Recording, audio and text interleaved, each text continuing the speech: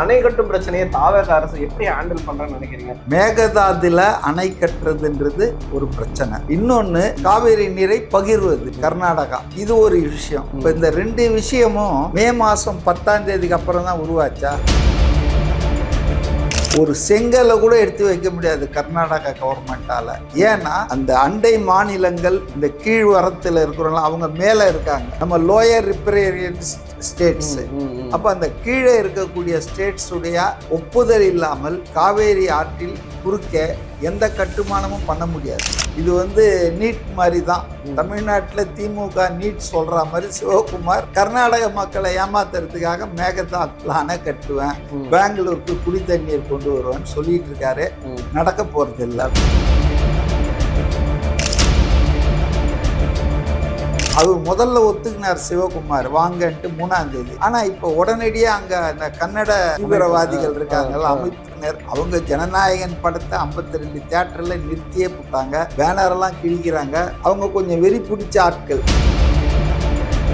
BJP தலைவர்கள் இங்க ஒண்ணு பேசிட்டு இருக்காரு, நயினார் நாகேந்திரன் வானதி எல்லாம் கதை விட்டுட்டு இருக்காங்க. ஆனா முன்னாள் முதல்வர் எடியூரப்பா தலைமையில நேற்று ஆர்ப்பாட்டம் பண்றாங்க மாண்டியாலேயே. இங்க நான் பார்த்தேன், தண்ணியை திறக்க கூடாதுன்னு. எப்படி, என்ன நியாயம் பாருங்க. சுப்ரீம் கோர்ட் நீதிபதிகளே என்ன சொன்னாங்கன்னா, ஏன்பா தடிக்கு விழுந்தா வந்துடுறீங்க சுப்ரீம் கோர்ட்டுக்கு, நீங்க 2 பேரும் நெய்பரிங் ஸ்டேட்ஸ் தானே, 2 முதல்வர்களும் சந்தித்து பேசி இதை சார்ட் அவுட் பண்ணக்கூடாதா? ஸ்டாலின் செய்யல, ஓபிஎஸ் செய்யல, பிஎஸ் செய்யலன்னா விஜய் செய்யக்கூடாதா?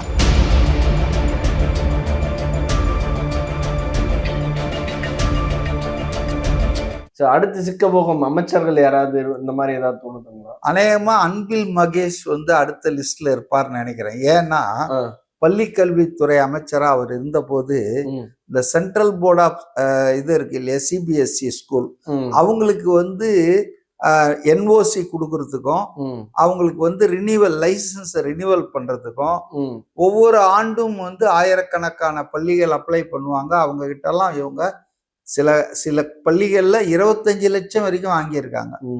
இது ஒரு பெரிய ராக்கெட்டே நடந்திருக்கு அன்பில் மகேஷ் பீரியட்ல. அதுல ஒரு கிங் பின்னா இருந்தவர் தான் பிடி அரசகுமார். அவரை கைது பண்ணி அவர் இப்ப குண்டாஸ்லயும் போட்டாங்க.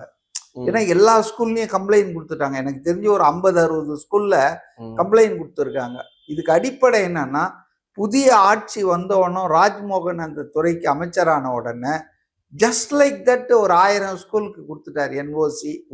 அவங்க என்னடா இது இவ்வளவு சாதாரண விஷயமா இருக்கு, இதை நம்ம கிட்ட இவ்வளவு வாங்கிட்டானுங்களா வருஷம் அப்படின்னு சொல்லி கொதித்து எழுந்துட்டாங்க.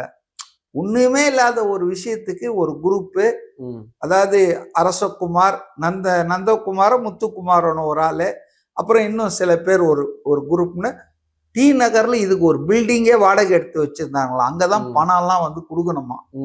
செக்ரட்டேரியட்ல உங்களுக்கு ஆர்டர் கிடைக்கணும்னா கல்வித்துறையில இங்க இந்த புறா ஆட வேண்டும் என்றால் இளவரசர் பாட வேண்டும்னு சொல்லுவாங்கல்ல ஒரு சினிமால.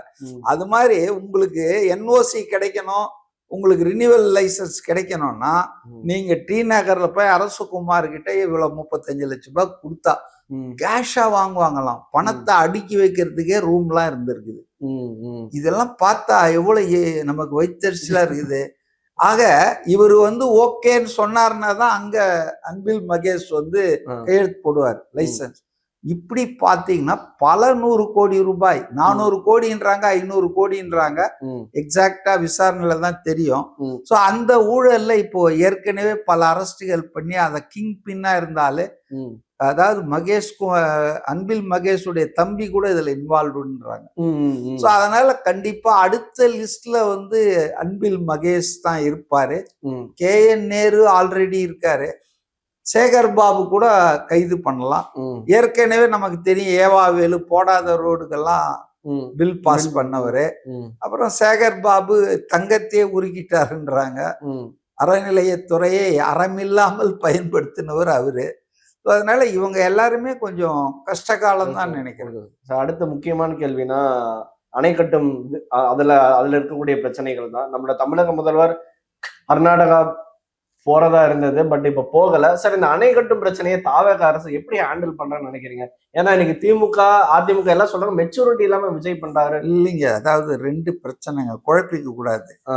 மேகதாதுல அணை கட்டுறதுன்றது ஒரு பிரச்சனை. இன்னொன்னு, நமக்கு ஏற்கனவே சட்டப்படி காவேரி அந்த நீர் பங்கீட்டு வாரியம், சென்ட்ரல் வாட்டர் கமிஷன், இவைகளெல்லாம் நமக்கு கொடுத்திருக்கிற அளவின்படி நீரை, காவேரி நீரை பகிர்வது கர்நாடகா. இது ஒரு விஷயம். இந்த ரெண்டு விஷயத்தை நம்ம குழப்பிக்க கூடாது, ஒவ்வொன்னா பார்ப்போம். இப்ப இந்த ரெண்டு விஷயமும் மே மாசம் 10ஆம் தேதிக்கு அப்புறம் தான் உருவாச்சா? 2026 மே மாசம் 10ஆம் தேதி முதல்வராக விஜய் பொறுப்பேற்ற பிறகுதான் உருவாச்சானா? இல்ல. அதிமுக ஆட்சியில இருந்து 50 வருஷமா இருக்குதுங்க, 40 வருஷமா இருக்குதுங்க. அதனால இது புதிய பிரச்சனை இல்ல, மிக மிக பழைய பிரச்சனை.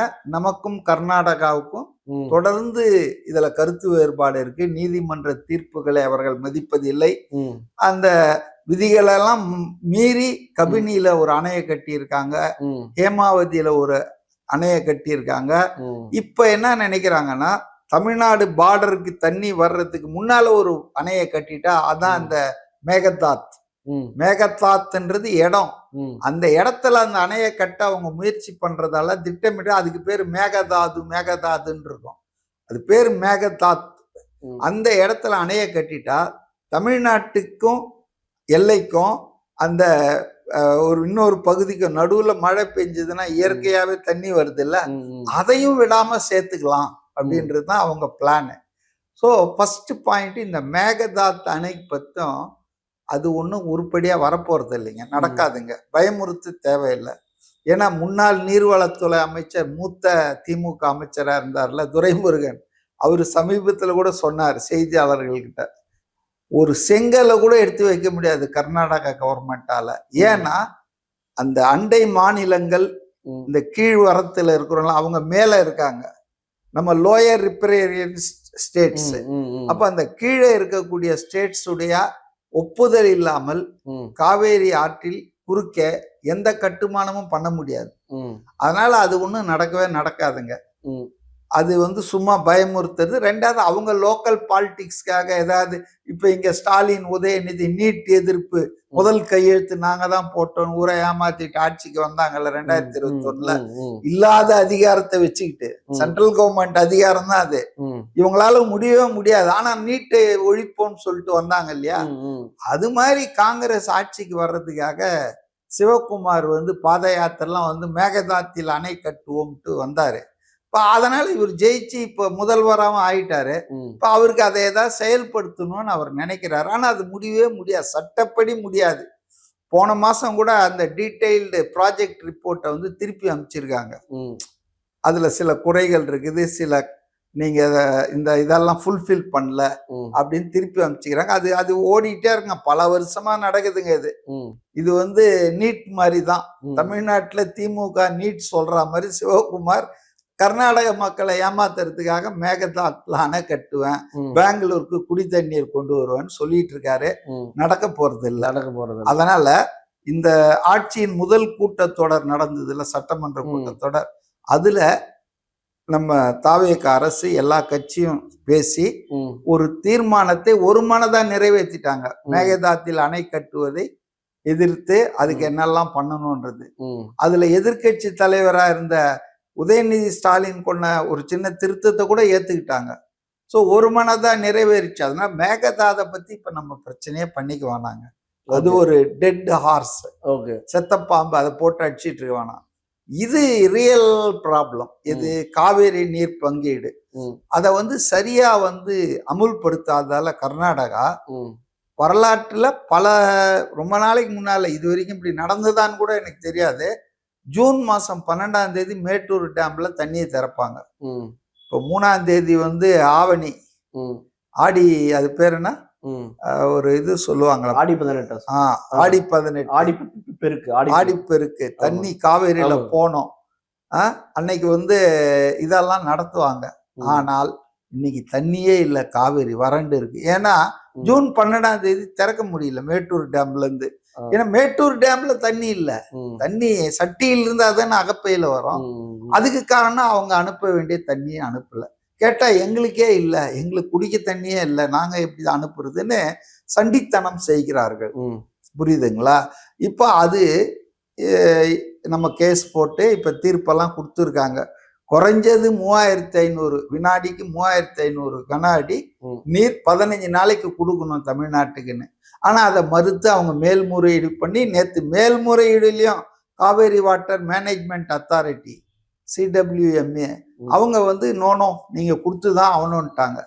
இப்போ அதை எதிர்த்து சுப்ரீம் கோர்ட்டுக்கு போகிறாங்களாம் கர்நாடகா அரசு. ஆக என்ன ஆனாலும் நாங்கள் தண்ணி கொடுக்க மாட்டோம் அப்படின்னா இதை நம்ம என்ன பண்ண முடியும்? இப்போ நம்மளும் சுப்ரீம் கோர்ட்டுக்கு போகிறது தவிர வேற வழி இல்லை. இந்த சூழல்ல தான் திரு விஜய் அவர்கள் எல்லாரும் இதே கோர்ட்டு கேஸுன்னு போயிட்டு இருக்காங்க. நம்ம ஒரு அவுட் ஆஃப் பாக்ஸ் சொல்யூஷன் பண்ணுவோம், பேசி தீர்ப்போமே. என்ன ஆயிரம் நீங்க சுப்ரீம் கோர்ட் தீர்ப்பு வந்தாலும் தண்ணியை திறக்கிறவன் வந்தானே, இவன் முடியாதுன்னா நீங்க அதுக்கு ஒரு கேஸ் போட்டுட்டு உட்காந்துட்டு இருப்பீங்களா? அதனால நேரடியா பேசலான்னு ட்ரை பண்ணாரு. அவர் முதல்ல ஒத்துக்கினார் சிவகுமார் வாங்கன்ட்டு 3ஆம் தேதி. ஆனா இப்ப உடனடியா அங்க அந்த கன்னட தீவிரவாதிகள் இருக்காங்கல்ல அமைப்பினர், அவங்க ஜனநாயகன் படத்தை 52 தியேட்டர்ல நிறுத்தியே போட்டாங்க, பேனரெல்லாம் கிழிக்கிறாங்க. அவங்க கொஞ்சம் வெறி பிடிச்ச ஆட்கள். 13ஆம் தேதி இப்ப பந்தெல்லாம் அறிவிச்சிருக்காங்க. ஒரு சொட்டு தண்ணீர் கூட தமிழ்நாட்டுக்கு தரக்கூடாதுன்ற அவங்க ஒரு எக்ஸ்ட்ரீம் நிலையில் இருக்கிறாங்க. ஸோ அப்போ அங்கே இன்னைக்கு கர்நாடகத்தால் ரொம்ப பதட்ட நிலை. பிஜேபி தலைவர்கள் இங்கே ஒன்று பேசிகிட்டு இருக்கார், நயினார் நாகேந்திரன் வானதியெல்லாம் கதை விட்டுட்டு இருக்காங்க. ஆனால் முன்னாள் முதல்வர் எடியூரப்பா தலைமையில நேற்று ஆர்ப்பாட்டம் பண்ணுறாங்க. மாண்டியாலேயே இங்கே நான் பார்த்தேன், தண்ணியை திறக்கக்கூடாதுன்னு. எப்படி என்ன நியாயம் பாருங்க. அதனால இது வந்துங்க ஒரு டிக்லிஷான இஷ்யூ. இதை ஒரு வேற மாதிரியா நம்ம பேச பார்த்து தீர்ப்போமே. இதுவரையில மற்ற முன்னால இருந்த முதல்வர்கள்லாம் பண்ணாதத அப்படின்னு நினைச்சாரு. ஆனா அங்க பதட்டமா இருக்கிறதால இப்ப நடக்காதுன்னு நினைக்கிறேன். அவரும் வர வேண்டாங்க, பின்னால நம்ம ஒரு சுமூகமான நிலை ஏற்பட்டதும் பேசலாம்னு சொல்லிட்டாரு. பட் நமக்கு தண்ணி வேணும் இல்லையா? நமக்கு ரொம்ப உயிர் பிரச்சனையா இருக்கு. காவேரி வறண்டா அப்புறம் அந்த குறுவை சாகுபடி போய் அதுக்கு அடுத்தது சாகுபடியும் பண்ண முடியாது. ஸோ அதனால சுப்ரீம் கோர்ட்டை அணுகலான்னு போயிருக்காங்க. நீங்க ஆல் செட் அண்ட் டன்னுங்க. மனசு இருந்தால்தான் மார்க்கம் உண்டு. இன்னும் படையெடுக்க முடியுமா? சில பேர் சர்வ கட்சி கூட்டத்தை கூட்டணும், சர்வ கட்சி கூட்டத்தை கூட்டினா என்ன? எல்லாம் பெரிய விஞ்ஞானிகளா, இன்ஜினியர்ஸா? நம்ம தீர்மானம் போட்டுக்கலாம், அவ்வளவுதான். See the real purpose how to resolve this issue. Okay, சரி. இப்ப விஜய் அவர்கள் அங்க போகணுமா போக கூடாதா? ஏன்னா இவ அலைன்ஸ்ல இருக்கிற கட்சிகளே அவரை தப்பா பேசுறாங்க, விஜய் அவர்களை தப்பா பேசுறாங்க. இப்ப சிபிஐ கட்சியினர் சொல்றாரு, நீங்க போனா அங்க இருந்து தண்ணியை கொண்டு வந்துருவீங்களா அப்படின்ற மாதிரி ஒரு கிண்டலா கேக்குறாங்க. இவங்க அலைன்ஸ்ல இருக்கிற கட்சியே கேக்குறாங்க, போகாம இருந்தா தண்ணி வந்துருமா? நான் கேக்குறேன், போகாம தானே இருக்காரு, தண்ணி வந்துடுச்சா? தண்ணி வரல, அவங்க மதிக்க மாட்டேன்றாங்க. இந்த ஆணையம் வாரியம் என்ன தீர்ப்பு கொடுத்தாலும் மதிக்க மாட்டேன்றாங்கன்னா அதை நேரா போய் பேசுவோம், கன்வின்ஸ் பண்றோம்னு ஒரு முயற்சி எடுக்கிறாரு. ஒரு விஷயம் சொல்றேன் நானு, சுப்ரீம் கோர்ட்ல இந்த மாதிரி அடிக்கடி கேஸ் காவேரி விஷயமா நம்ம தமிழ்நாடு அரசும் கர்நாடக அரசும் லிட்டிகேஷன் போறதால 2 வருஷத்துக்கு முன்னாலே 3 வருஷத்துக்கு முன்னாலே, எனக்கு சரியா இப்ப நினைவுக்கு வரல, சுப்ரீம் கோர்ட் நீதிபதிகளே என்ன சொன்னாங்கன்னா, ஏன்பா தடிக்கு விழுந்தா வந்துடுறீங்க சுப்ரீம் கோர்ட்டுக்கு, நீங்க 2 பேரும் நெய்பரிங் ஸ்டேட்ஸ் தானே, 2 முதல்வர்களும் சந்தித்து பேசி இதை சார்ட் அவுட் பண்ணக்கூடாதா அப்படின்னு even the supreme court judges have suggested meeting between 2 CMs. அதனால இது ஒன்றும் தப்பு கிடையாது, பஞ்சமா பாதகம் இல்லை. ஸ்டாலின் செய்யல, OPS செய்யல, அல்லது EPS செய்யலன்னா விஜய் செய்யக்கூடாதா? அப்படி ஒன்றும் இல்லை. நடந்தா நல்லது தானங்க. போய் நடக்கலாது நடக்காதுன்றாங்க, சரி நடந்துச்சுன்னா தவித்த வாய்க்கு தண்ணி கிடைக்கும்ல. அதனால ட்ரைஸ், தட்ஸ் ஆல். ஒரு முயற்சி பார்க்கலாமே, அதுக்கு நம்ம எல்லாம் துணை நிற்போமே. அதை விட்டுட்டு குறை கண்டுபிடிச்சிக்கிட்டு குற்றம் சொல்லிக்கிட்டு, இப்ப கர்நாடகால இருக்கிற அந்த ஒற்றுமை இங்க இல்ல பாருங்க அரசியல் கட்சிகள் கிட்ட. இப்ப இவரு ஒரு கூட்டம் போட்டு, நம்ம கிருஷ்ணசாமி டாக்டர் புதிய அவர் ஒரு அனைத்து கட்சி கூட்டம் போட்டாராம்.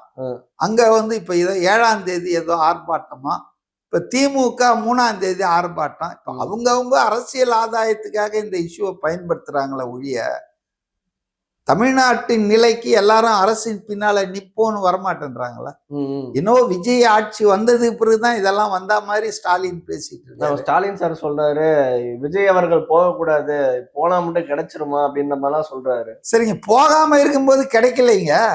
அப்போ போனாலாவது ஏதாவது நேரா பார்த்து பேசினா கன்வின்ஸ் பண்ண முடியும்ன்றாரு. உங்களுக்கு என்ன பிரச்சனைன்ற நான் வாட் இஸ் யுவர் ப்ராப்ளம்? ஒரு ப்ராப்ளம் தெரியுதா? போய் ஏதாவது செட்டில் ஆயிடுச்சுன்னா இவருக்கு நல்ல பேர் கிடைச்சிருமா? கிடைக்கும். இத்தனை வருஷமா இவனுங்க இதை செய்யலையான்னு ஜனங்க இவங்களை தூத்த ஆரம்பிச்சிருவாங்க. சோ இது ஏதாவது நடந்துற போதுன்னு தடுக்கிறாங்க. வேற ஒரு நல்ல எண்ணமும் கிடையாது. செட்டில் ஆயிடுமோன்ற கவலையில தான் இதெல்லாம் பண்றாங்க. சார், அரசு வந்து தூங்கு மூஞ்சி அரசுன்னு சொல்றாரு ஸ்டாலின் அவர்கள் சொல்றாரு. இந்த அரசு தூங்கு மூஞ்சி அரசுக்கு புரியலையா அப்படின்ற மாதிரிலாம் கேக்குறாரு. தூங்கு மூஞ்சி அரசு தான் வந்து 70 நாள்ல ஊழலை ஒழிச்சிடுச்சு. எல்லாம் அலறிட்டு இருக்காங்க. அரசு ஊழியர்கள் அதிகாரிகள்லாம் ஓடிக்கிட்டு இருக்காங்க, தலைமறைவாயிட்டு இருக்காங்க. அரசு பணத்தை கொள்ளை அடிச்சவங்க எல்லாம் தூங்கு மூஞ்சியிலே இவ்வளவு ஓடுறாங்கன்னா இன்னும் விழித்து எழுந்தா என்ன பண்ணுவாங்க? அவரு பாவங்க. அவரு அதாவது ஸ்டாலின் எழுதி கொடுக்கறதே ஏதாவது படிச்சுட்டு இருக்கிறாரு. வேற என்ன? வேற. ஓகே சார், இவ்வளவு நேரம் இன்டர்வியூ நல்லா இருந்துச்சு. இதே மாதிரி இன்னொன்னு காலம் சார்.